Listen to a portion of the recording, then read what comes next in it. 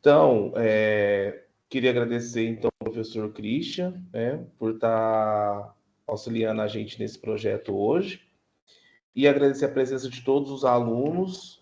E conforme nós tínhamos combinado, tá? As perguntas se vocês tiverem, vocês podem enviando pelo chat. Eu vou observando aqui, e aí depois, quando o Christian terminar a palestra, a gente faz as perguntas para ele, tá? Se tiver, para ficar mais organizado, tá bom? E vamos começar aqui então. Olha, o professor Christian, gente, ele é professor de História e Sociologia na Secretaria de Educação, formado em Biblioteconomia e Ciência de Informação na USP, especialista em História da Cultura Afro-Brasileira pela Fundação Anísio Teixeira, mestrando em Antropologia Social na Universidade Federal de São Carlos, pesquisador do grupo PITIA, Memória e Mediação na USP, e desenvolve pesquisas sobre o samba e narrativas negras na cidade do Rio de Janeiro, com financiamento da CAPES e da CNPq.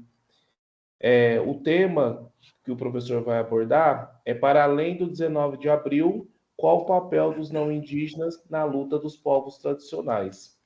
Tá? Professor Christian, muito obrigado, tá, por estar nos prestigiando aí nesse sábado.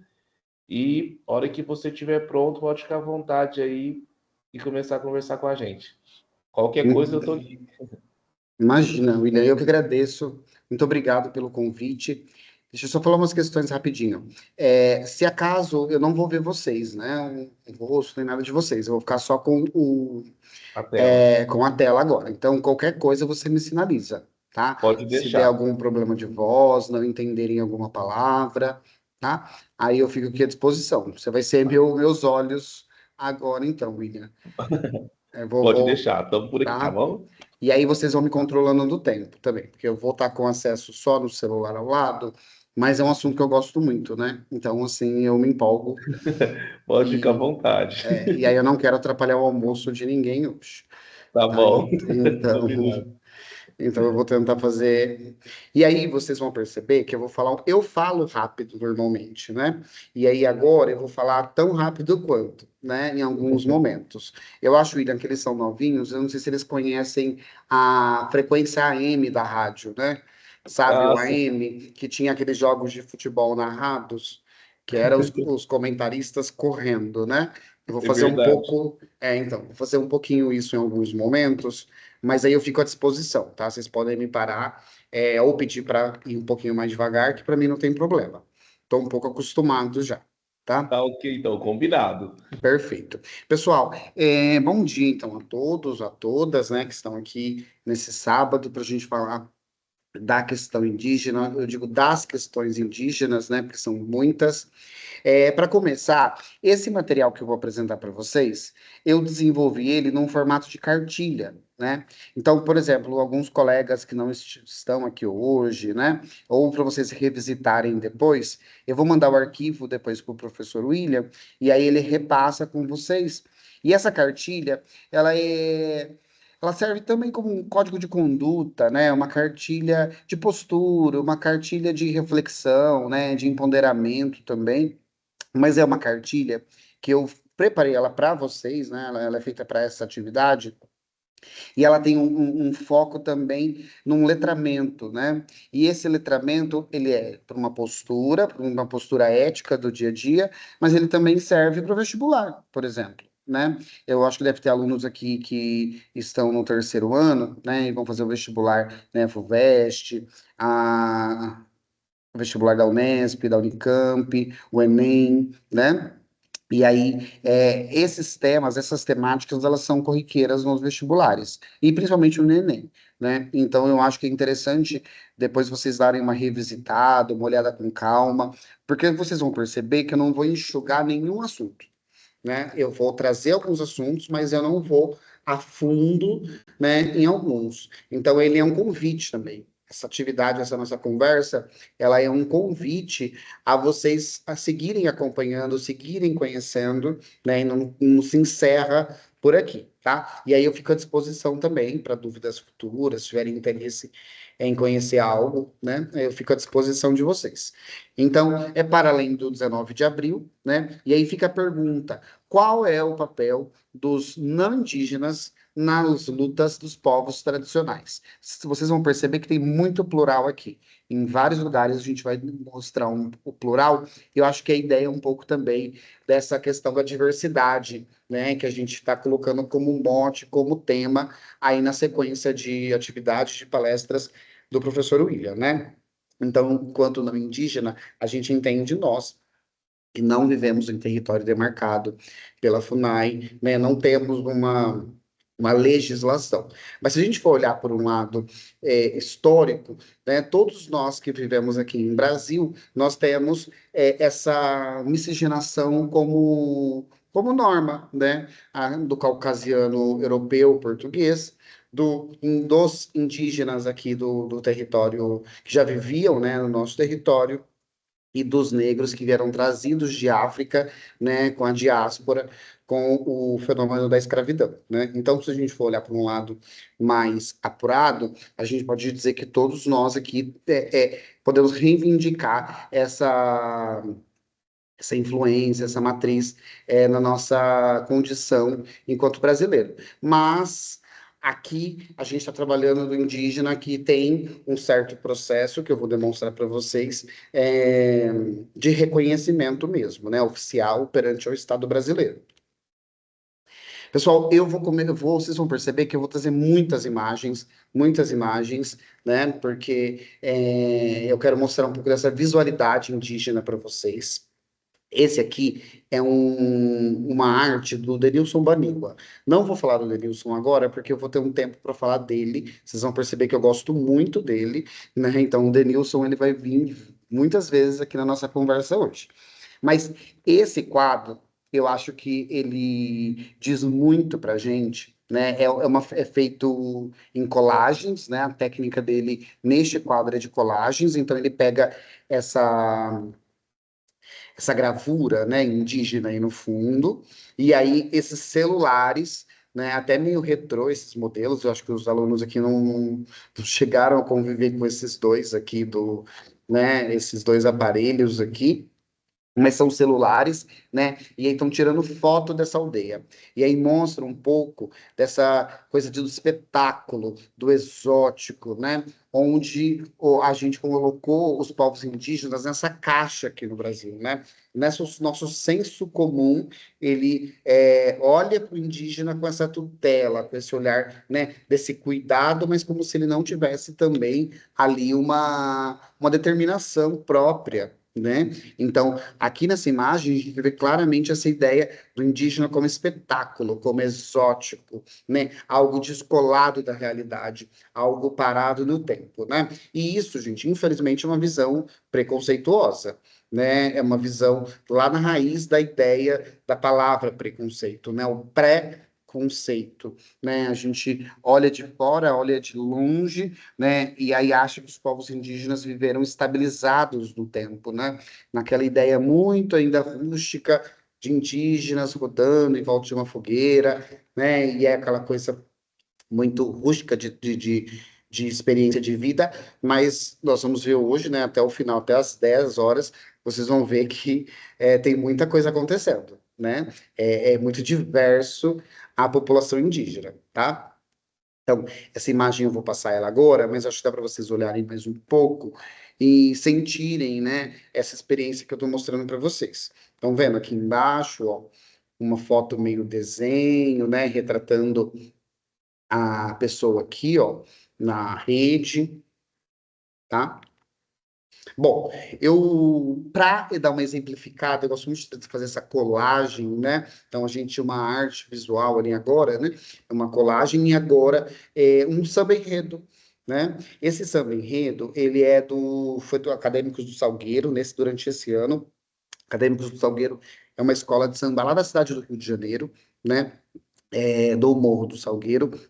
E aí, esse ano, eles trouxeram como tema Futucara, que é uma associação indígena, né? Uma organização que é linha de frente na defesa dos povos Yanomamis, né? E olha para que vocês verem como que dialoga com aquela imagem do Denilson Baniwa, né? Então ele diz, né, isso aqui é um samba. Eu vou ler por motivos de não ser um bom cantor, né? Então, você diz lembrar do povo Yanomami em 19 de abril, mas nem sabe o meu nome e sorriu da minha fome quando o medo me partiu. Você quer me ouvir cantar em Yanomami para postar no seu perfil, entre aspas, em negrito, o meu choro, o meu grito, nem a pau Brasil. Aí depois volta. Eu aprendi o português, a língua do opressor, para te provar que o meu penar também é sua dor. Falar de amor enquanto a mata chora é luta sem flecha, da boca para fora, né? E aí ele finaliza, pois a chance que nos resta é um Brasil cocar. Percebam, lá em cima, lá no começo, quando ele fala, né, você quer me ouvir cantar em Yanomami para postar no seu perfil, né? Entre aspas, em negrito, meu choro, meu grito, nem a pau, Brasil.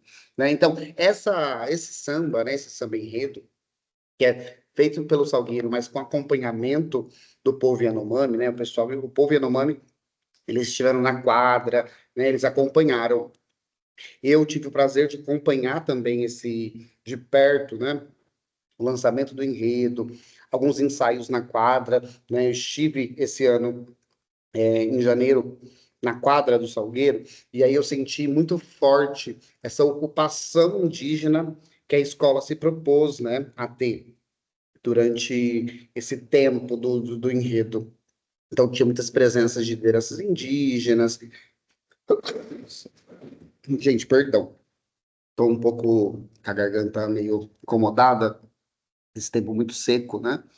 É, E aí, o que que eu senti? Esse empoderamento também, porque a escola de samba, ela não ficava ali apenas usando o povo Yanomami como essa coisa do espetáculo, como vitrine, né? Eles incorporaram mesmo a ideia de aliado dos povos indígenas, dos povos Yanomami, e aí a escola de samba, basicamente, ela foi um estandarte durante esse um ano, né? Que foi esse período do samba enredo, para as lutas dos povos indígenas, um foco aí nos Yanomamis, né? E essa frase última ela é incrível, né? Pois a chance que nos resta é um Brasil cocar. Né? Então, o Acadêmico do Salgueiro, eles já estão dando aí a letra de qual é, né, as possíveis, né, os nossos futuros possíveis. E um desses é a gente olhando para os povos indígenas sem esse olhar de espetáculo, de exótico, no qual eles foram colocados na nossa história, né? E aí, pessoal, se eu tenho um pré-conceito, ou se eu quero poder pensar mais, eu quero ser um aliado, né, dos povos indígenas, eu quero vivenciar isso, eu quero, né, quebrar as ideias pré-estabelecidas que eu tenho, não só com os povos indígenas, mas isso é com tudo. Acho que toda a sequência de convidados, de palestra que vocês vão receber aqui, né, com o projeto do professor William, eu acho que isso serve para tudo, não é só para hoje, né? É um pontapé inicial. Se eu tenho um pré-conceito, ou se tem alguma realidade que eu quero pensar sobre ela, falar sobre ela, né? O que que eu preciso fazer, né, para poder ter propriedade? Então, no caso dos povos indígenas, né, eu quero ser um aliado. O que que eu posso fazer? Eu preciso conhecer, eu preciso ouvir, eu preciso ler, ver, vivenciar, cantar, dançar, esperançar, apoiar, né, essas causas. Então, para mim falar do outro, né, primeiro eu preciso ter uma relação de conhecer esse outro, ouvir do próprio outro, né, o que ele tem a dizer, e não ouvir de terceiros, não acompanhar, né, às vezes por vídeos sensacionalistas ou para a própria mídia, né? A mídia brasileira, ela tem excelentes veículos históricos aí que são aliados da população indígena, só que a mídia no Brasil e no mundo é um espaço de disputa, né? Ela é um espaço, não é um espaço neutro, é um espaço em disputa. Então, se a gente conseguir, às vezes, apenas esse olhar hegemônico sobre alguma coisa, a gente pode ser conduzido ao erro, ao engano, né? Então, nada melhor do que você conhecer você ouvir propriamente, né, desse povo, desse grupo, o que eles têm a dizer. Isso eu falo da negritude, eu falo dos LGBTQIA+, eu falo isso dos povos indígenas, né? Eu falo isso da reforma agrária, são de vários grupos. A gente quer conhecer melhor, a gente quer falar sobre, então tem que conhecer, ouvir dos próprios, né? Então aqui, a partir de agora, eu quero trazer para vocês algumas desses elementos para a gente conseguir, né? Como eu digo aí, conhecer, ouvir, ler, ver, né? O esperançar, esse verbo, né? O colocar a esperança como verbo, é sonhar um outro futuro junto, né? A gente pensar uma outra perspectiva, né? De como a gente pode experienciar também isso, a vida, né, na Terra, no Brasil, né? De como a gente pode ver o mundo, né? E o esperançar ele vai nesse sentido, da gente poder sonhar juntos, né? Junto aos povos indígenas. Então, de novo, o Denilson Baniwa, né, essa arte laranja linda, né, Brasil Terra Indígena, do Denilson Baniwa e do coletivo SP Terra Indígena. E aí eu trago aqui nessa parte aqui, vocês entenderem a pluralidade quando eu falo de Brasil e de povos indígenas, né? Então, o Brasil tem cerca de 1,7 milhão de indígenas autodeclarados, né? De 305 etnias. Então, são 305 povos diferentes vivendo aqui nesse território, o que representa 0,83% do total de habitantes do país. Então, gente, 305 etnias. É muito complicado a gente falar o índio, né? Colocar isso apenas no singular, mas eu volto nisso daqui a pouco. E aí, gente, essa parte aqui de baixo é uma parte bem técnica, né? Da última vez que eu estive falando sobre isso para o público da ETEC, eu dei um foco muito grande nessa parte na minha fala. O pessoal gostou muito, mas eu acho que para agora não é o nosso foco principal. Mas aí eu coloquei aqui para a gente poder ter uma noção juntos, né? Então, duas coisas. Tronco linguístico, família linguística. Essa é uma das formas como a gente divide, organiza, entende a população indígena no Brasil e no mundo, né? Aliás, no caso do tronco e da família linguística, nem só indígena, né? Isso é para a gente amplia para entendimento de vários povos, de várias culturas, né? Pelo menos, por exemplo, a língua portuguesa, o espanhol, né? Ou a língua inglesa, a gente compreende essas diferenças através do tronco e de família, né? Então, o tronco linguístico é um conjunto de línguas que tem a mesma origem. Uma língua mais antiga que não é mais falada. Como essa língua de origem existiu há milhares de anos, as semelhanças entre as línguas que vieram dela são muito difíceis de serem percebidas. Já uma família linguística é um conjunto de línguas que também possuem uma origem comum, mas já aí elas já apresentam mais semelhanças entre si. Né? Então, eu posso estar falando besteira, mas na biologia tem aquela divisão, né, do reino, família, gênero, espécie, né, que vai se dividindo. Aqui para nós, nesse estudo linguístico dos povos indígenas, a gente usa um método também, né? Assim como lá nas ciências naturais, que é claramente determinado um método de classificação, de entendimento, né? Esse método que a gente atribui ao conceito, à ideia da modernidade, né? Lá dos filósofos modernos, né? Do Descartes, tudo. Então, aqui para nós, a gente tem essa definição, né, em forma de estrutura. Então, tronco, família, né? No Brasil existem dois troncos: o macro G, que tem 9 famílias, e o tupi, que tem 10 famílias. E também há outras 20 famílias que não são agrupadas, né? Elas não representam semelhança entre si, então não são agrupadas. Então, no Brasil, nós temos aí 39 famílias linguísticas, né? 39 fragmentos de idiomas que nós temos aqui no nosso país. Então, dá para perceber essa diversidade gigantesca que nós temos no nosso território. Então, de novo, muito complicado a gente usar no singular uma coisa que é tão plural, né?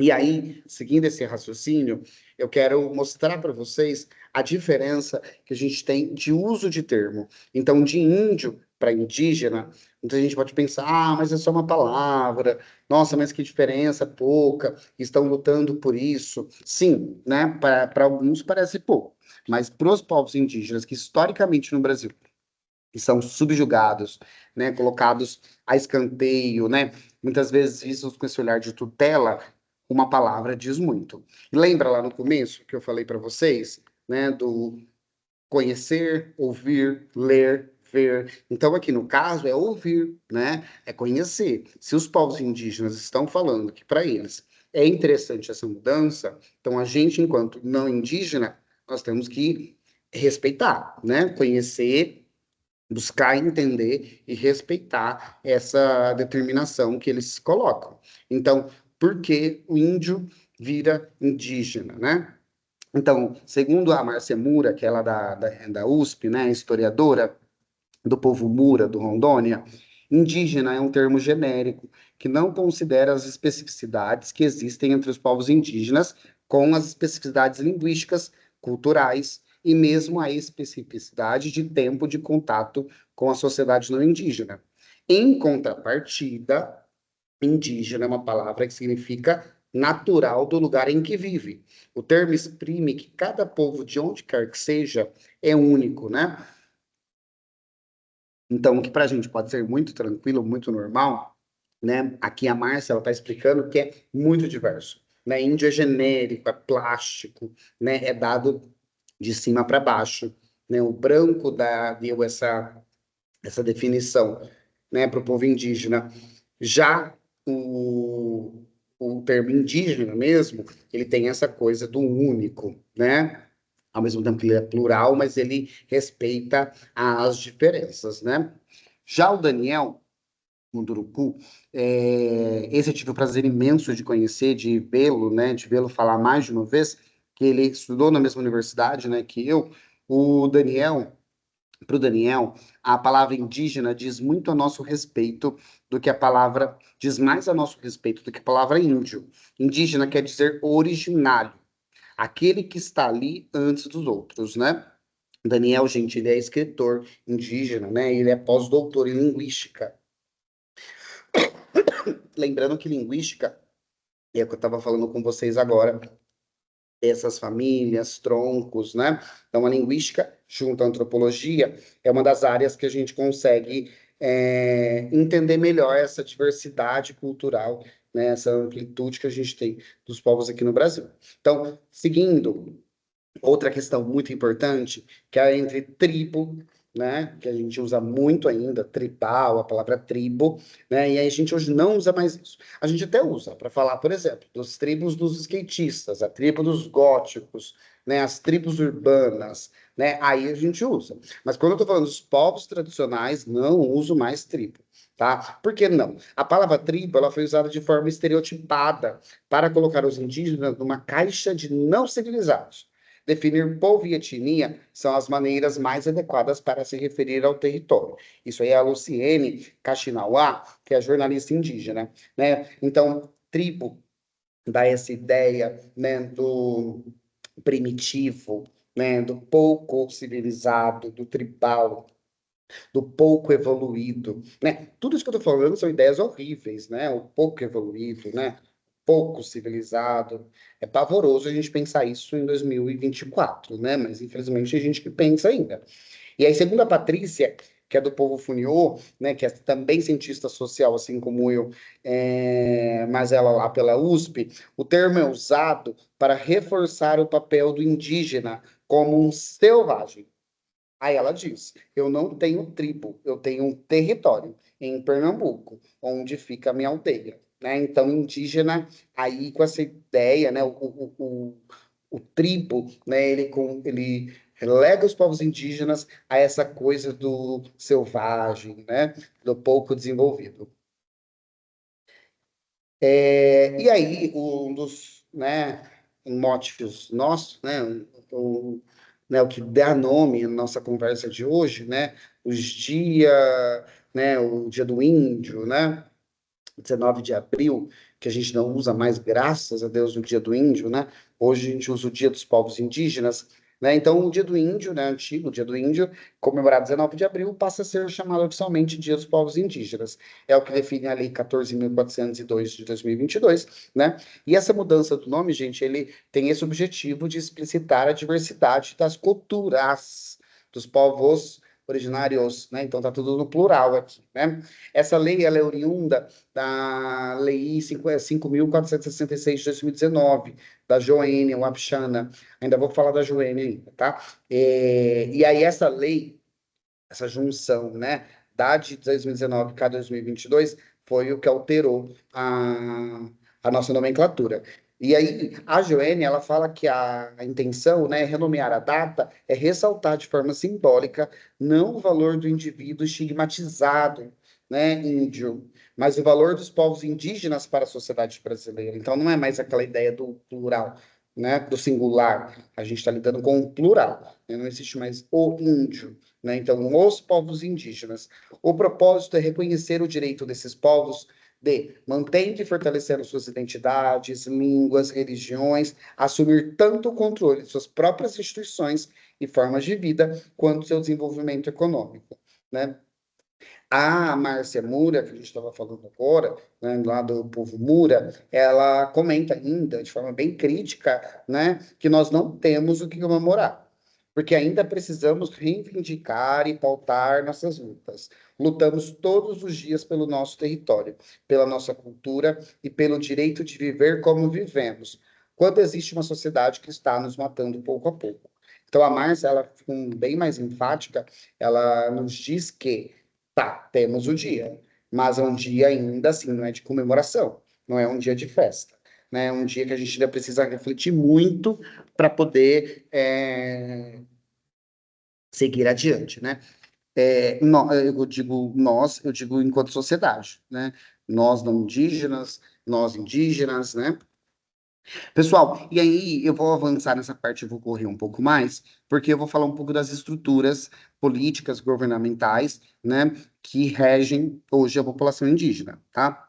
Então, para começar com o novíssimo Ministério dos Povos Indígenas, né, que é um órgão da administração federal, ele foi criado em 2023, por isso que eu falo que ele é novíssimo, não tinha antes, né, esse ministério, ele foi criado nessa última gestão, a partir da necessidade identificadas pelo Grupo de Trabalho dos Povos Indígenas durante o governo de transição. Então, entre a mudança da gestão passada do governo federal para essa nova, né, isso é uma coisa comum, ter esse governo de transição que acontece do final das eleições até a posse dia 1º de janeiro. E aí, esse governo de transição tinha um grupo de trabalho dos povos indígenas, e ele acabou se tornando depois o Ministério dos Povos Indígenas, tá? Depois eu vou mandar o material para vocês e vocês dão uma lida melhor dos objetivos do Ministério. A Sônia Guajajara, ela é a ministra dos povos indígenas, tá? Ela é deputada federal por São Paulo, coordenou a articulação dos povos indígenas do Brasil, a PIB, e ela tem uma história gigantesca, internacional, de luta pelos povos indígenas, né? Não é de hoje que a Sônia, ela é linha de frente, na vocalização dessas pautas dos povos indígenas, tá? E ela é bacharel em letras, né? Pós-graduada em educação especial, e ela foi eleita em 2022 pela revista Time, uma das pessoas mais influentes do mundo, tá? Seguindo nessa perspectiva institucional dos povos indígenas do Brasil, então a gente tem a FUNAI, a FUNAI, enquanto a gente conhece, Fundação Nacional do Índio, né, que é o órgão indigenista oficial do Estado brasileiro, ela foi criada em 67, né, pela Lei 5.371. Mas no Brasil já existia outras organizações, outras estruturas que lidavam com a questão indígena. O SPI, né, o Serviço de Proteção Indígena, e outros conselhos indigenistas, alguns ligados à Igreja Católica, né, alguns da organização civil, de antropólogos, né, mas, enquanto fundação oficial, é a FUNAI em 67, tá? E agora ela está lá vinculada ao novo Ministério dos Povos Indígenas. As missões da FUNAI, elas são diversas, né? Uma coisa que eu quero destacar para vocês, que é a última, que ela coordena e implanta as políticas de proteção aos povos isolados e recém-contatados. A gente tem pouquíssimos casos desse hoje no Brasil, no mundo, na verdade, mas no Brasil são poucos. Eu até esqueci de colocar algumas informações a mais aqui, mas vocês podem pesquisar no Google lá, povos isolados e recém-contactados, FUNAI Brasil. E aí vocês vão ter alguns materiais da própria FUNAI falando sobre isso, tá? Então, ainda existe povos que são pouco contatados, né, isolados, ou que foram, né, contatados agora, né? Então, assim, ainda está em movimento muita coisa no Brasil, tá? Então, depois vocês dão uma olhadinha melhor no material para entender um pouco sobre, né, a função da FUNAI. O interessante agora é vocês saberem que ela é esse órgão oficial do governo brasileiro para lidar com os povos indígenas. E a Joênia Wapichana, que eu já tinha comentado dela numa citação, ela é a primeira indígena a presidir a FUNAI, né? Em 2023, essa fundação, que vocês podem olhar aqui, de 1967, né? Lá na ditadura militar, foi fundada. Só em 2023 nós tivemos um indígena presidindo, né? E uma indígena, né? Então, a Joênia, esqueci de comentar, a Sônia Guajajara, ela é deputada federal, tá? Eleita por São Paulo. Ela está licenciada e aí ela está atuando como ministra. O mesmo acontece com a Joênia, que é eleita também deputada federal pelo Roraima, mas está licenciada para presidindo a FUNAI, tá? Primeira mulher indígena a se formar em Direito no Brasil, em 97, pela Federal do Roraima, e ela é mestre em Direito Internacional pela Universidade do Arizona, tá? Aí embaixo ela está assinando a posse da FUNAI, e do lado aqui ela está numa reunião com povos indígenas. A PIB, gente, é a maior organização de indígenas no Brasil, tá? A Articulação dos Povos Indígenas do Brasil, a PIB, foi criada pelo movimento indígena do acampamento Terra Livre de 2005. O acampamento ele acontece todo ano, tá? O festival, o acampamento Terra Livre. O ATL é a nossa mobilização nacional, realizada todo ano a partir de 2004, para tornar visível a situação dos direitos indígenas e reivindicar do Estado brasileiro o atendimento das suas demandas e reivindicações. Tá? Sigam a página da PIB, acompanham a PIB. Tá? Ela está no Instagram. Aliás, a PIB está em todos os lugares, todas as redes sociais, tem o site da PIB, né? Então, quer saber sobre as lutas indígenas, o que está acontecendo? A PIB, né? Tudo pela PIB. Você pode até ver em outros veículos, tudo, comparar, mas a raiz da sua informação, ela tem que vir dos protagonistas, né? Então, a PIB é o melhor lugar para você saber.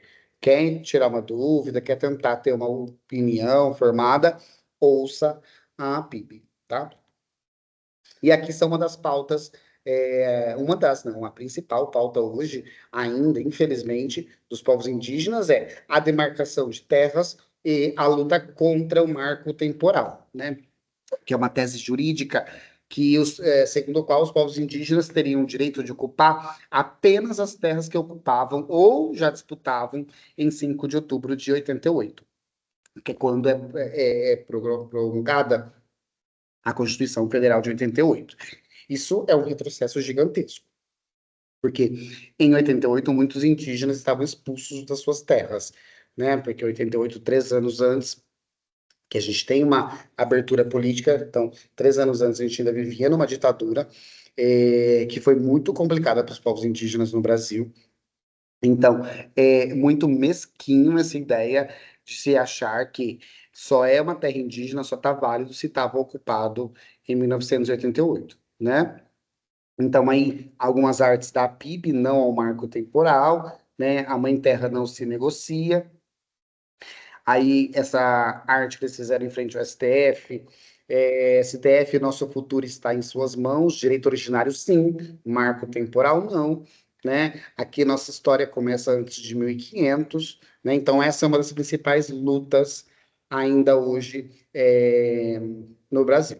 O marco temporal, ele tinha sido vetado, ele foi aprovado em Câmara, depois ele foi vetado, aí depois derrubaram o veto do presidente. Então, ele ainda é uma coisa que está em movimento, como vocês vão ver agora. Ó. Indígenas fazem ato contra o marco temporal em frente ao Planalto. Isso, se vocês olharem, foi anteontem, ó, 27 de junho de 2024. Então, marco temporal é genocídio, né? Aqui na arte, no cartaz, né? Que o pessoal está segurando. Então, essa luta está acontecendo hoje, né? O agora. né? Não é lá no passado, é agora, né?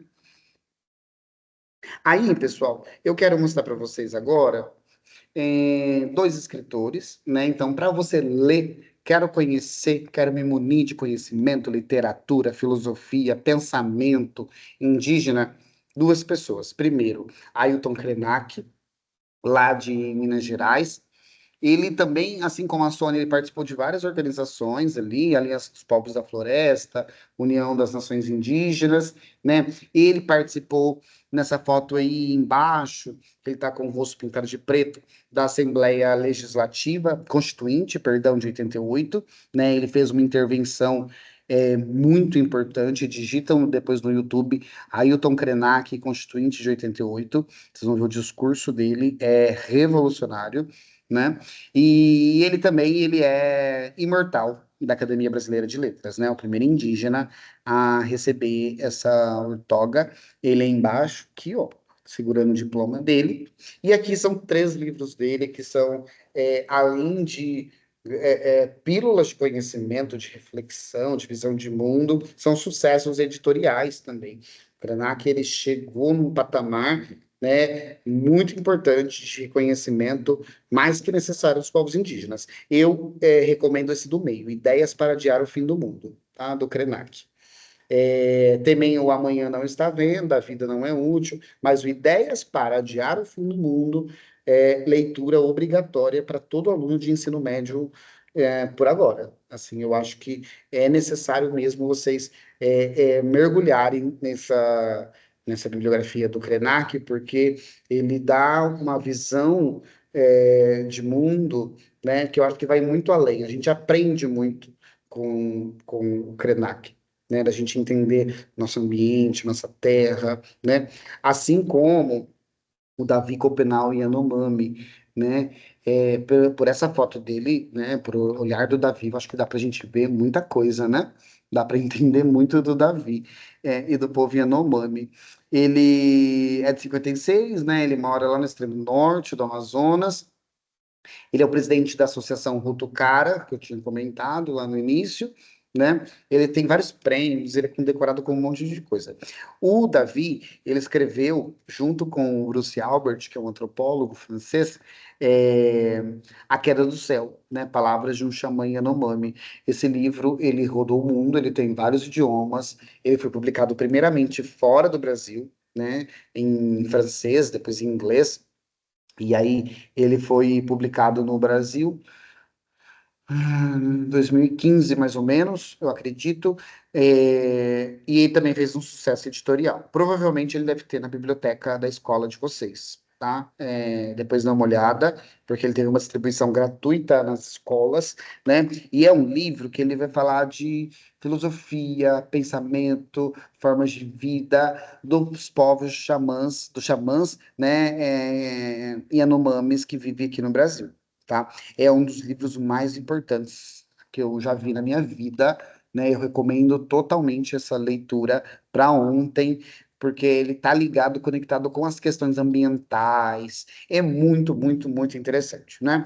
Ele vai falar sobre os xamãs e como os xamãs estão segurando o céu, né?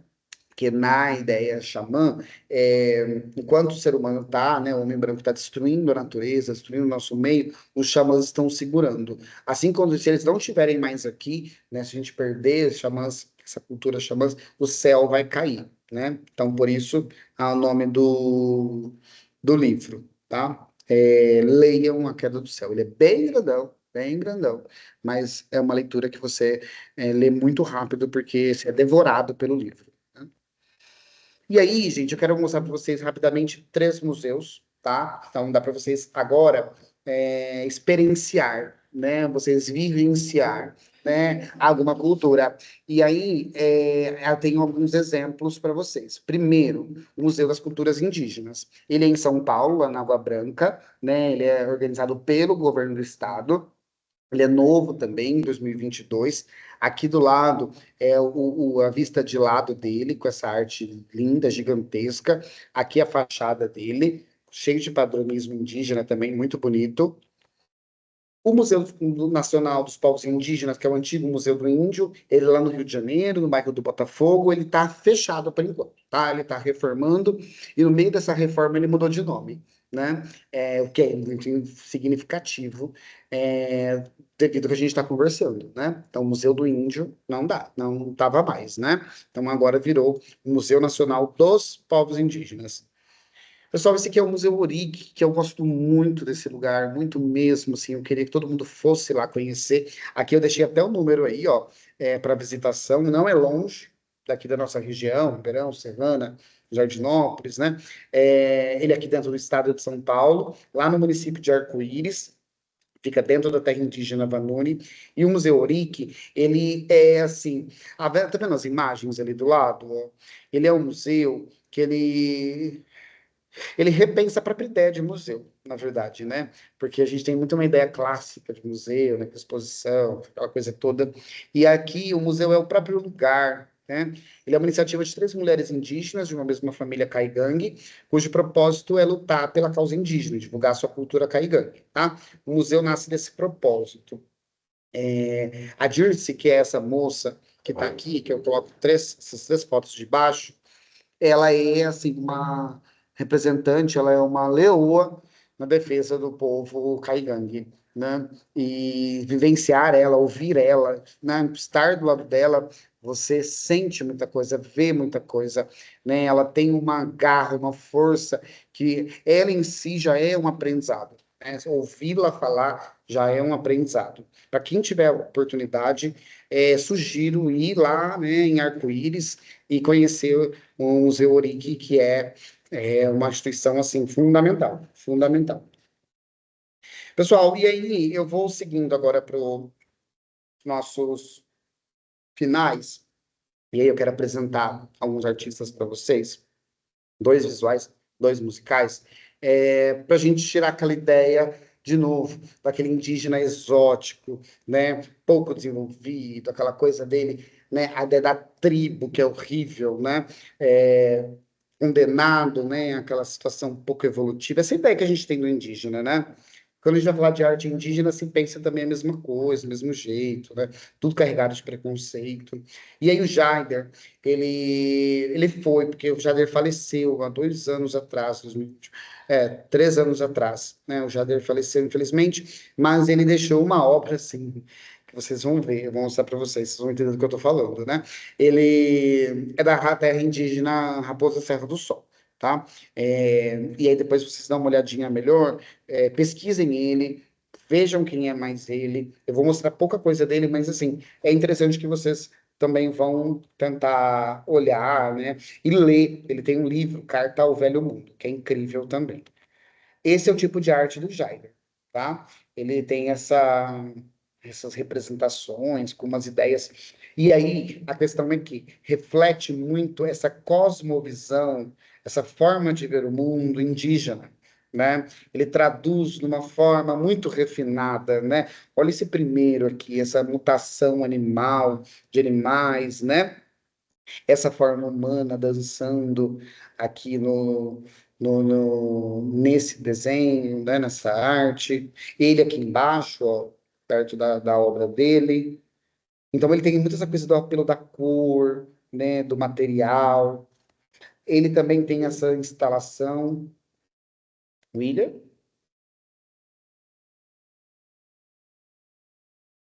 Oi, Christian. Ah, não, é porque eu tinha ouvido aqui um barulho, achei que era Quero eu estar alguma... falando, não. Ah, não, então tá Entendi, bom. entendi.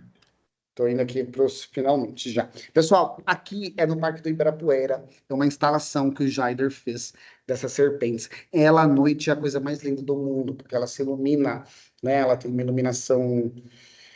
Aí tem uma relação super moderna com a iluminação, mas se eu for falar, eu acho que eu vou estar falando besteira, não tenho convicção total, mas ela se ilumina, fica a coisa mais linda à noite, tá? Eu não achei nenhuma foto que fosse boa para mostrar para vocês, mas tá lá no parque, aliás, não sei mais se tá no Parque do Ibirapuera, mas estava até pouco tempo atrás, tá? Mas resta aí a imagem dessa magnitude do que ele fez. Denilson Baniwa, né? Falei muito dele, né? Acho que esse é meu artista favorito da vida, assim. Eu tô há um tempo, assim, completamente fissurado, apaixonado por tudo que vem do Denilson. Eu acho esse cara incrível. E ele, assim como eu, também gosta ali, ó, de um bom rock and roll, né? Do Black Sabbath. O Denilson, ele é artista visual, ele é curador, ele é filósofo, ele é escritor, ele é de tudo, né? E ele compõe sua obra trespassando linguagens visuais, ele mistura tudo, sabe? Tudo que é de arte, ele tá misturando, assim, muito doido. Utilizando performance, pintura, projeção, imagem digital, colagem, né? E aí ele aborda a questão dos direitos dos povos originários, o impacto do sistema colonial e a valorização da cultura indígena, né? E é uma arte que vocês vão ver agora, que é assim não passa despercebida, não passa mesmo. Né? É uma arte muito engajada, é uma arte crítica, é uma arte que satiriza, sabe, muita coisa. E eu vou mostrar para vocês, vocês vão entender o que eu estou falando. Esse aqui, Caçadores de Ficções Coloniais. Ele está ironizando os próprios antropólogos, que me diz muito, né, que é a minha área de conhecimento na universidade, né, onde eu faço pesquisa, a minha área que é onde eu produzo conhecimento, a antropologia, mas ele critica muito os antropólogos, né, que ficam também, se dizem neutros, se dizem profissionais, mas fazem o mesmo a população que vive pelo senso comum dos povos indígenas como dominados, né, como atrasados. Então ele mostra aí, ele faz essa brincadeira com esse material aí de gravação, né? Essa camisetinha vermelha desse indígena é do filme Deus e o Diabo na Terra do Sol, do Glauber Rocha, um dos filmes mais importantes da história do Brasil, mas que ele é um filme de uma elite intelectual, né? Então, ele representou com essa camiseta até para fazer uma crítica, né? E eu me sinto muito criticado nessa obra. Eu acho que isso que é o interessante, o legal da obra, né? Eu me sinto atacado por ela. E não é porque eu sou atacado por ela que eu acho, vou achar ela ruim, né? Não vou gostar, né? É tão interessante quanto. E eu digo assim porque eu gosto muito desse filme também, né? E assisto muito desses materiais que foram coletados desse jeito, né? Aí esse aqui é diretamente para o antropólogo. O antropólogo moderno já nasceu antigo, né? Então aí é um antropólogo, né? Que é esse pesquisador dessas culturas, né? Dessa, né, complexidade humana, e aí escrevendo sobre o povo indígena, né? Com o olhar meio de longe, dentro de um gabinete, tá vendo? Dentro de uma sala de pesquisa. Antigamente a antropologia era assim, no gabinete. Esse eu gosto muito, esse tem lá no centro do Rio, bem grandão. Esse indígena com esse sinal de Wi-Fi, né? A flecha e o Wi-Fi. Muito doido, né? Esses aqui, esse do Coca-Cola, votear, tem essa coisa muito crítica. Esse aqui também, que tem uma linguagem mais contemporânea, né? De uma arte mais moderna. Esse daqui, ó, da bandeira do Brasil, com a devastação. Essa Mona Lisa reestilizada, indígena. Esse aqui, eu não tem nem o que falar, né, gente? Ele faz essa mistura, estão vendo? Ó, isso aí é uma colagem. Ele pega vários elementos de várias coisas, de várias culturas, e tem um discurso, né? Muito contundente. Esse daqui também, que é incrível. Ele mistura muita coisa dessa arte popular, da arte pop, né? Dessa arte industrial, com os indígenas. Ele faz. Aqui é uma colagem, tá? Pessoal, William, eu tenho uma dúvida. Ah, não, era certo.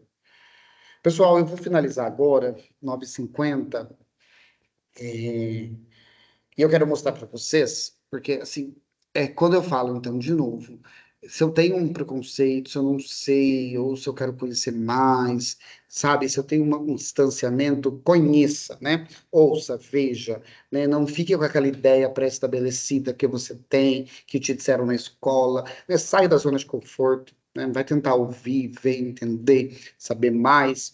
E aí eu vou mostrar para vocês dois artistas não, dois grupos, né?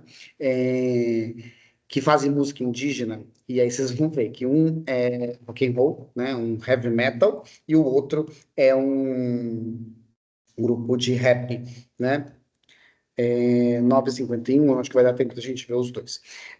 O Arandu Aracua é uma banda, né, de 2008, lá de Brasília, né? Ela canta tanto em português quanto em tupi, tá? Vocês vão ver que agora essa aqui é cantada em tupi. O Zandio Ruco Aquino, né, que é esse cara aí que tá aparecendo aí, que é o... Ah, ele é o líder da banda, né? Ele é guitarrista, ele canta, ele toca viola. Ele é uma liderança indígena, né? E aí vocês vão ver que ele é do povo Craô, mas vocês vão ver o biotipo dele muito diferente. Mostra um pouco dessa diversidade dos povos aqui no Brasil, tá?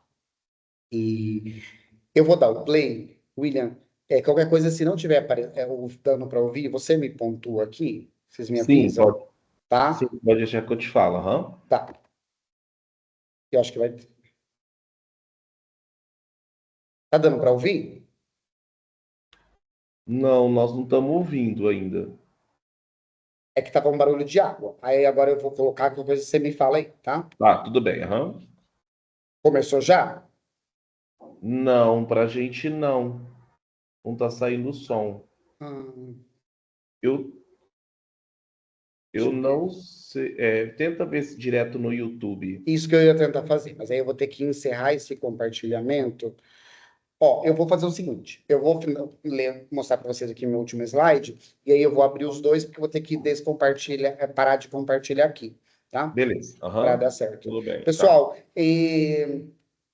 eu agradeço a atenção de vocês, agradeço de novo o convite do professor William, né? Eu vou estar sempre à disposição, William, para falar de diversidade, de povo, de gente, de Brasil, né? De indígena, de favelado, das LGBT, da negritude, né? Tudo o que a gente entende desses corpos racializados, esses corpos marcados pela diferença, porque a diferença ninguém gosta dela, né? Mas ela tá aí, ela é dada, né? Ela tá dada.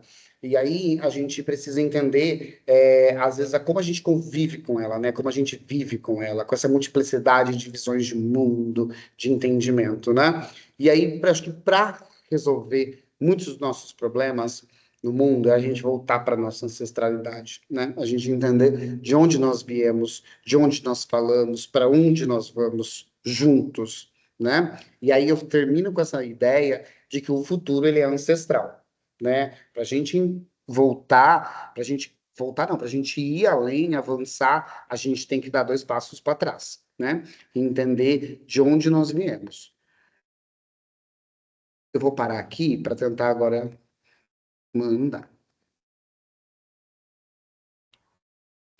Eu acho agora compartilhando a tela do YouTube, acho que vai. Isso, vai, né? Uhum. Camila, aqui, achei.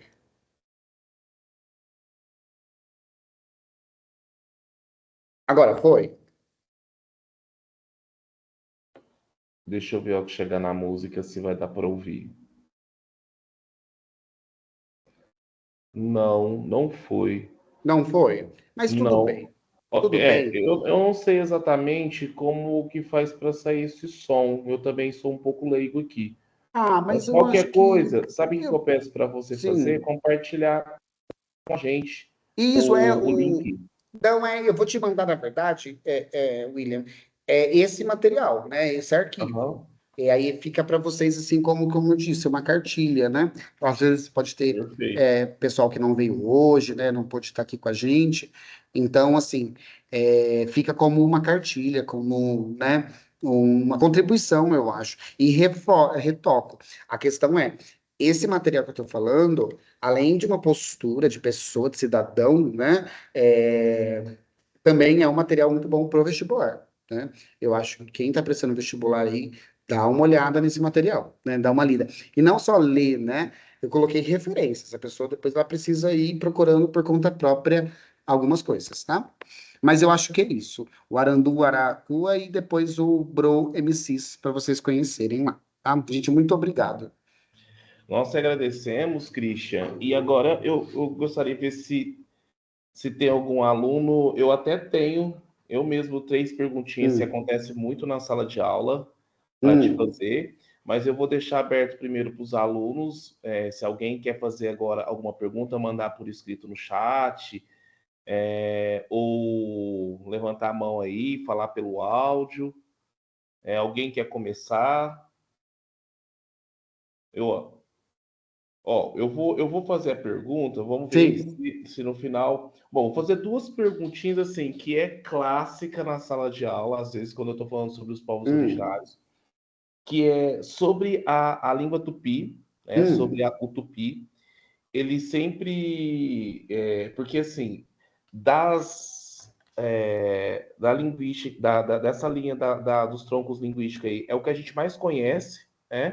sim. E eles perguntam por que o tupi, se de fato a gente tem aquela falácia, né, de que se a gente não falasse a língua portuguesa, nós falaríamos o tupi. Eu queria que você falasse um pouquinho sobre isso para a gente. E tem uma outra também que eles sempre perguntam, né, que é sobre fantasiar-se de Hum, indígena em alguma situação, no carnaval, alguma coisa do tipo. E aí depois eu vou te fazer uma outra perguntinha aqui. Se pudesse responder essas duas, essas são clássicas, assim, toda sim. turma tem. Ah, com certeza. Ó, vamos lá. Primeiro, dos tupis. Na verdade, tem uma filósofa que eu gosto muito, William, acho que deve conhecer, a Sueli Carneiro, né? E a professora Sueli, ela vai falar do epistemicídio. O que é o epistemicídio? Primeiro, epistemologia. É uma epistemologia, uma área da filosofia, que ela vai falar sobre o conhecimento, sobre a nossa leitura de mundo, como a gente vê o mundo, né? E aí o epistemicídio, né? Então é uma morte, né? Um encerramento, uma podagem dessas epistemologias, né? E aí, como existiu no Brasil, existe um epistemicídio, existe também um epistemicídio linguístico no Brasil, né? O contato de 1500, né? A invasão de 1500, ela matou muita gente no Brasil, matou muitos povos indígenas, né? E depois uma sequência de situações que a colônia, a República Brasileira, né, vem colocando para os indígenas. Então, assim, é muito difícil a gente pensar se seria, se falaríamos tupi, como seria. O que acontece é que as línguas tupi, elas estavam mais próximas do litoral, né? Então, e o Brasil, ele foi colonizado ali em volta do litoral, né? Então, assim, é um predomínio. Igual, por exemplo, os povos tupinambás, que vivem muito ali do Espírito Santo, sul da Bahia, norte do Rio de Janeiro, aqui também no nosso litoral, né? Apesar que o nosso litoral é muito forte dos Guarani e Imbiá. Mas os povos tupinambás, eles eram gigantescos. E eles se espalharam por todo o Brasil, né? Então, assim, a gente podia até falar um tempo atrás que tinha um predomínio, né? Tupinambá no Brasil, né? Mas o tupi e tem uma outra coisa também, porque o Tupi, nesse processo do Brasil, lá que eu falei da SPI, né, do Serviço de Proteção Indígena, essas primeiras preocupações indígenas, principalmente no governo do Getúlio Vargas, o Tupi, ele foi calcado, né, ele foi elevado a essa ideia dessa povo símbolo, sabe, do índio, sabe, dessa ideia de simplificar. Então, por isso que a gente tem muito essa relação com o tupi. E porque também eles foram a primeira língua de contato principal, primeira família, primeiro tronco, né, de contato principal. O vestir do dia do índio. Não, gente, pelo amor de Deus, não é fantasia. Não é fantasia. Assim como várias outras coisas não são fantasia, né? Por mais que insistam, sei lá, fantasia de padre, de freira, hoje não se vê mais tanto isso, mas tinha, você lembra, William, né? Antigamente o pessoal usava muito. Também é desrespeitoso, porque é um objeto cerimonial, entendeu? Então, assim, não é uma certa representação, porque, de novo, se eu estou vestindo de índio, que povo, né? Porque esse jeito que se vestem em festa, que vão, William, em raves, sabe? Que usam cocar, né? Eu falo das raves, porque são as festas de música eletrônica que usam muito essas temáticas, né? Nome de festa, igual tem uma rave chamada Yanomami, né? Os Yanomamis morrendo lá no Roraima e a galera lá na rave ganhando muito dinheiro usando o nome deles, é uma apropriação, né? E a galera usando os cocar, tudo. Aquela ideia da escola, de fazer a pinturinha, né? Aquele cocar. E também, William, tem a ideia do pessoal que se veste de indígena e se veste de indígena americano, né? De Cherokee, né? De Apache. Aí é muito complicado, né? Sabe, gente, aquela imagem daquele indígena norte-americano. Não. Então, assim, é muito complicado, porque você está estereotipando, né? É tipo se vestir de mulher no carnaval, né? E essa coisa com as pessoas trans, é muito complicado tudo isso, né? Mas acho que é isso.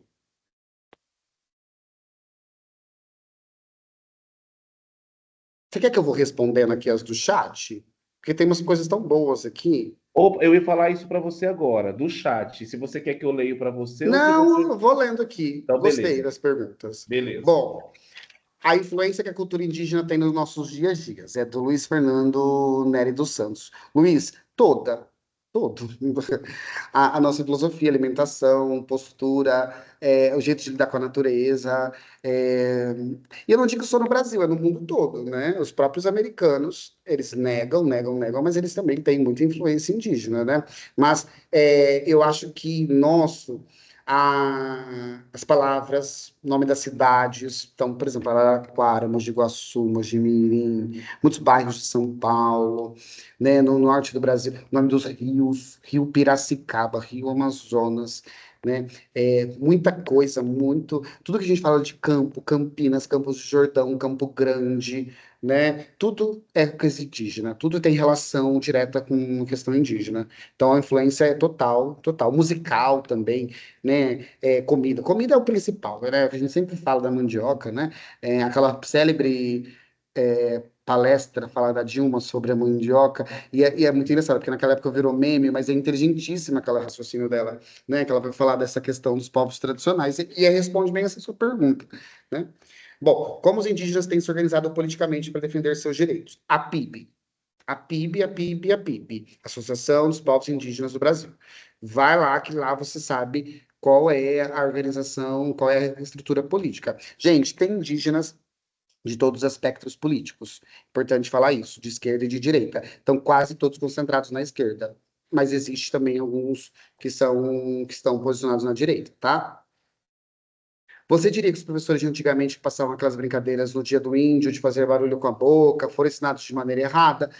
Não sei se é de maneira errada, Lívia, mas eu acho que assim, houve um engano, houve um devaneio, né? Um delírio coletivo, né? Não só no Brasil. Então, assim, é difícil a gente culpar eles, sabe?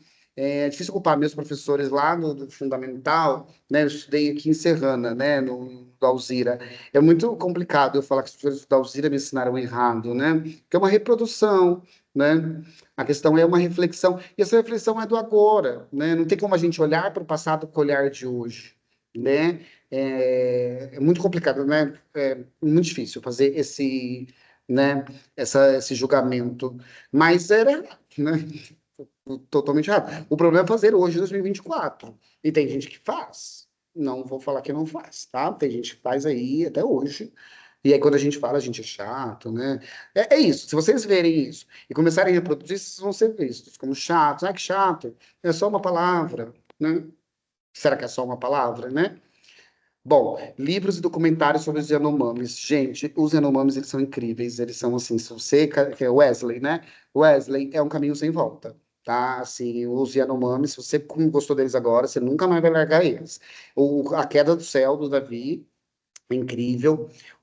Ver o Salgueiro, que eu falei, a Escola de Samba, eles têm um documentário sobre o samba enredo. E eles também têm o que a gente chama de livro ouro. Não, perdão, livro abre alas. Que ele vai falar sobre como funciona, como é o enredo, como será o desfile. Eu acho incrível. Mas também tem muito documentário. E tem. Ah, eu não quero dar spoiler, mas os Yanomamis, eles têm vários processos aí mundiais com um roubo de sangue, sabe? Um povo americano veio uns anos atrás. Um povo Yanomami, tirou sangue, falou que ia devolver. Umas histórias mirabolantes, assim, cabulosas, e eles têm essa questão da religiosidade xamã muito aflorada. Eles são, assim, a religiosidade de Yanomami é um negócio que arrepia, tá? Bom, nas creches, normalmente, eles têm costume de desenhar e colocar pena na cabeça das crianças no Dia dos Povos Indígenas. Essa atitude da creche acaba sendo considerada desrespeitosa com a cultura deles? Então, é um pouco, porque é a nossa visão não indígena sobre o indígena, né? Então, assim, vai todo 19 de abril chamar um indígena para falar? Difícil, complicado, né? Logística, tudo, né? Igual você poderia estar um indígena falando aqui agora, mas para o Williams é um trabalho muito mais complicado, né, de, de onde chegar. E é interessante, eu até esqueci de falar isso no começo, devia ter falado isso melhor. Eu, de onde eu falo, né, eu não sou uma pessoa indígena, né, então eu devia até ter pedido licença para falar dos povos indígenas, né. É muito complicado, mas aí o que que eu acho que tem que fazer? Os indígenas, se vai dançar, põe uma música dos indígenas. Né? Se vai viver a Marte, põe dos indígenas, tá? Não mais terceirizar isso para outros povos, tem que ser os povos indígenas, tá? Bom, o que você indicaria para estudar para os vestibulares sobre os povos indígenas, além do manto tupinambá? Nossa, o manto tupinambá é incrível também. Nossa, vejam sobre o manto tupinambá, importantíssimo. Sobre os tupinambás em si, né? Tem livros do Florestan Fernandes sobre os tupinambás, mas eu acho que essa coisa mais contemporânea, o Krenak e o Davi Copenau, eu acho que são muito importantes. Tá, outra coisa, que eu não consegui colocar aqui porque por questão de tempo, mas literatura indígena feminina, tá? Tem muitas escritoras indígenas e eu acho que pode ser uma questão boa. A luta indígena durante a ditadura militar, morte, sofrimento, sangue, né? Assim, foi a pior possível, pior forma possível, por mais que tenha a FUNAI e tudo, uma coisa ou outra, mas a ditadura, ela construiu muitas estradas, né? Ela esse Brasil adentro, né? Então, assim, foi muito complicado, porque não tinha demarcação de terra, muitas estradas, ferrovias sendo construída, né? As hidrelétricas, né? Pouco direito de fala, de argumentação, de defesa, né? Então, foi muito, muito, muito complicada a atuação dos povos indígenas. O discurso que eu falei para vocês, do Ailton Krenak, lá na Assembleia Constituinte de 88, fala um pouco disso. Tá? E tem livros também. Eu não consigo citar nenhum agora, Ellen, mas tem muito material sobre isso. Tá? Tem sobre os indígenas, tem sobre as travestis, tem sobre a negritude, tem muita coisa que a historiografia levantou sobre as lutas na ditadura. E podemos afirmar que os povos indígenas interferem bastante no meio ambiente de maneira positiva? Muito, muito. O Davi Copenau, ele fala disso, né? É uma questão, João, muito cosmológica, das cosmologias, né? Cosmologia é a forma que a gente vê o mundo, lê o mundo. Muito parecido com epistemologia, mas cosmologia, ela tem uma coisa mais, como eu diria para você, tem uma pegada religiosa, tem um ethos ali envolvido religioso. Mas, igual, lá na Queda do Céu, ele vai falar, o Davi, que os povos indígenas estão segurando o céu em meio à devastação que é ambiental, né? E tem um movimento muito forte no que a gente chama de agroecologia e permacultura, né? Depois vocês pesquisem melhor em agroecologia. Inclusive tem curso superior, né? Lá na UFSCar, de Araras tem uma graduação sobre isso. A agroecologia, ela tem sido uma ciência, uma postura, uma forma de conhecimento que resgata muito dessas filosofias indígenas, tipo o bem viver, por exemplo, para o lido com a terra. E o Krenak, Ideias para Adiar o Fim do Mundo, também está falando dessa postura ambiental, né, dos povos indígenas. A Sônia Guajajara, no Ministério dos Povos Indígenas, trabalha muito essa questão, né? E nosso Ministério do Meio Ambiente atual, que está na a Marina Silva, ela tem uma relação também muito forte com esse, né, a Marina Silva do Acre, né? Então, ele cresceu ali perto do povo Montenegro, então ela tem uma relação muito forte com essa influência, né? Bom, você diria que temos muitas coisas para aprender com esses povos, indo desde cultura até jeito de convivência com as pessoas? Total, total. Eu acho que a gente ainda está nesse processo de descobrimento, né? Cada vez maior. A gente vem sentindo, João, é, e só vai aumentar. E eu acho que é isso. De novo, o futuro é ancestral, né? O Brasil que a gente quer é um Brasil cocar. Quando a gente tem, e aí eu tô falando do Brasil cocar, não é só uma coisa ilusória, não é só, né, um sonho, um devaneio. Não, é possível, né? Quando a gente consiga saber de onde nós viemos, né? Quando a gente entende a nossa ancestralidade, né? Vê, resgata a nossa relação com a terra, com o ser, com o corpo, né, com a natureza, e aí acho que a gente consegue repensar, né, entender a Terra como nossa casa, né? Nossa casa não ser só quarto, sala, banheiro, ali onde a gente mora. A nossa casa é tudo, né? Isso é uma coisa que os indígenas no Brasil têm. Aí é difícil eu falar, né? De novo, porque os indígenas do Brasil, mas a equipe indígena, né? São vários povos que têm relações diferentes com coisas simples, né? É, acho que é isso, né, William? Eu só queria, eu acho que é isso. Eu só queria pedir para você, se você pudesse falar para eles um pouquinho mais sobre o marco legal, sobre essa questão do marco legal dos territórios indígenas. Ah, o marco temporal, né? Desculpa, marco temporal, Ah, não, é exato. que o marco legal é o da internet, né? A gente É, confunde muito. Ó, eu confundi aqui, é isso mesmo. isso. Ó, vamos lá. Eu vou até voltar. Ah, eu já desprojetei. Não, então vamos lá. Pessoal, marco temporal. É também uma outra aberração, né? Falaram ali agora das lutas, né? Das políticas dos povos indígenas. Demarcação, marco temporal, saúde, educação escolar indígena. Eu esqueci totalmente de falar de educação escolar indígena, mas também não ia dar tempo de falar tudo, né? Mas são as principais causas. O marco temporal, ele teve uma discussão um pouco maior esses últimos tempos, por quê? Ele é uma tese jurídica, né, que foi colocada por jurisprudência, ela foi pautada lá na época da Raposa Terra do Sol, da demarcação dessa aldeia indígena, dessa território indígena. E aí, de forma muito oportuna, criou-se a ideia de que o seguinte, 1988, Constituição Federal do Brasil, que é o nosso livro-mor que nos rege, né, politicamente aqui no nosso país.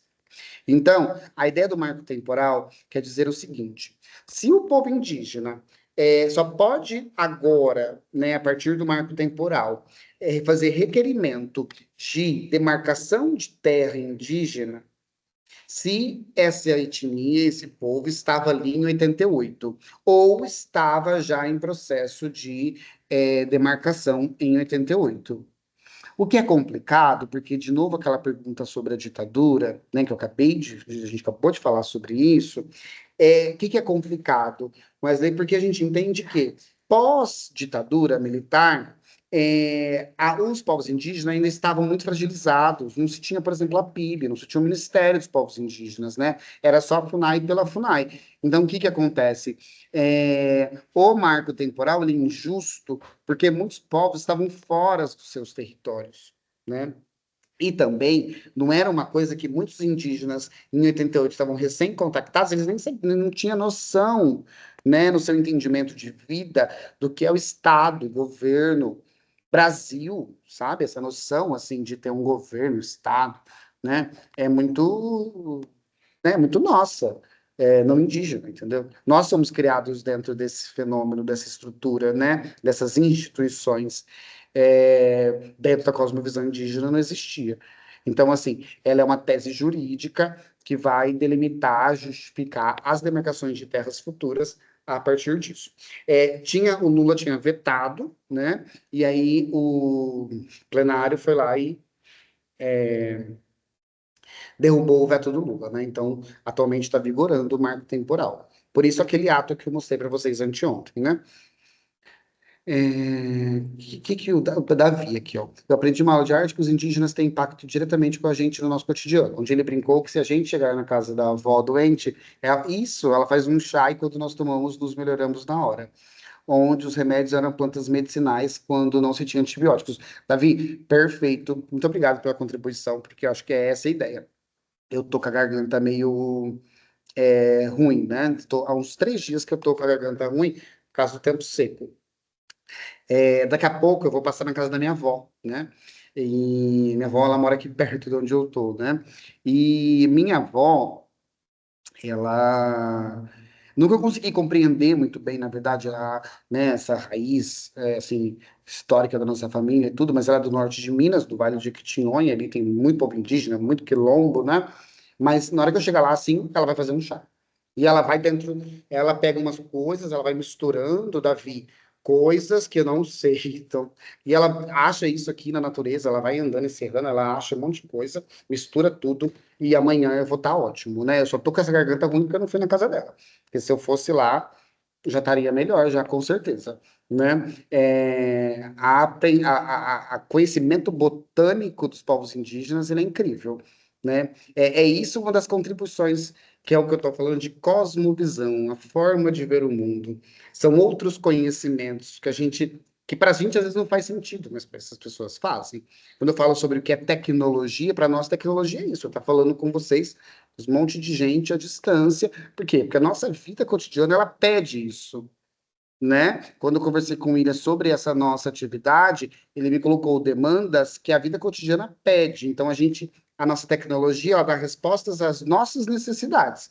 Os povos indígenas, as tecnologias deles, dão respostas às necessidades deles, concreta, do que eles têm ali. Então, o conhecimento botânico, conhecimento da zoologia, né? A própria ideia de zoologia também é muito complicada, mas o conhecimento dos animais, da fauna, da flora, né? Das plantas, ele é uma raiz de conhecimento, uma forma de ler o mundo, né? É uma tecnologia. Então, o que você está falando aqui, igual a gente está falando do chá, que minha avó vai fazer para mim daqui a pouco, é uma tecnologia, né? E eu não posso falar que ela é mais evoluída, menos evoluída que o Meet. Meet não, né? A gente está no Teams. Ainda bem que não é propaganda, né? Então, assim, é muito complicado, né? Ah, e os passeios turísticos. Acho invasivo alguns, é uma forma de obter conhecimento. Por isso que eu indiquei lá o Museu Oric, Dirce Jorge, aquele número é o número da Dirce. Ela é a pessoa mais legal do mundo, mais engraçada. Vão lá, é perto de Tupã. Tem os museus também, que eu falei, mas a Dirce, ela tem essa coisa do eu quero mostrar. Você chega lá, ela vai fazer tudo, assim. Tem em Ubatuba, tem uma aldeia indígena que recebe os Guarani em Biade, Ubatuba, Bertioga. Bertioga é uma cidade indígena. Tem um monte de aldeia. Na cidade de São Paulo, gente, tem aldeia que você pode visitar. Na própria cidade de São Paulo, no Vale do Jaraguá, no Pico do Jaraguá, perdão. Nem tem rio ali, é o Vale do Jaraguá. Estou viajando. Acho que é isso, né? Acho que é isso, né, pessoal? Alguém quer perguntar mais alguma coisa? Acho que a gente. Bom, fica também aí, se alguém tiver alguma pergunta para fazer, como a gente combinou semana passada também, vocês podem me mandar. Acho que apareceu mais uma aí, ó. A gente Ah, vai. eu adoro essa. Deixa eu responder A essa gente, a rapidinho. gente responde essa. Vamos finalizar com essa daqui, Com tá? Do essa, João Pedro. João É, Pedro, muitíssimo obrigado pela sua pergunta, porque na verdade, João Pedro, esse é o ângulo, isso que eu queria falar hoje, assim. Aquelas primeiras imagens, aquela imagem dos indígenas na rede, as pessoas tirando foto, é isso, né? Espetáculo, exótico, né? Aquela música, a letra do Salgueiro, né? Você botar minha foto no seu perfil, quer me ouvir cantar Yanomami para postar no seu perfil, né? Muito isso, muito isso, muito isso, muito isso. Mas existe gente boa também, tá? Vou dar um exemplo, assim, que passa despercebido. Dois. O Alok, DJ Alok, sabe aquele lá né, das super festas lá? O Alok, né? Acho que todo mundo sabe quem é. Eu que descobri há pouco tempo, mas acho que vocês sabem melhor que eu. O Alok, ele é um ótimo exemplo. Um ótimo exemplo, assim, o Alok, ele ajuda muito, e agora que ele começou a falar, mas ele não falava, ele ajudava muito, muitas aldeias. O Pro MCs, o clipe que eu ia mostrar, ele é um produtor. O Pro MCs estava acabando o grupo de rap. Eu conheci eles lá no Oscar em 2013.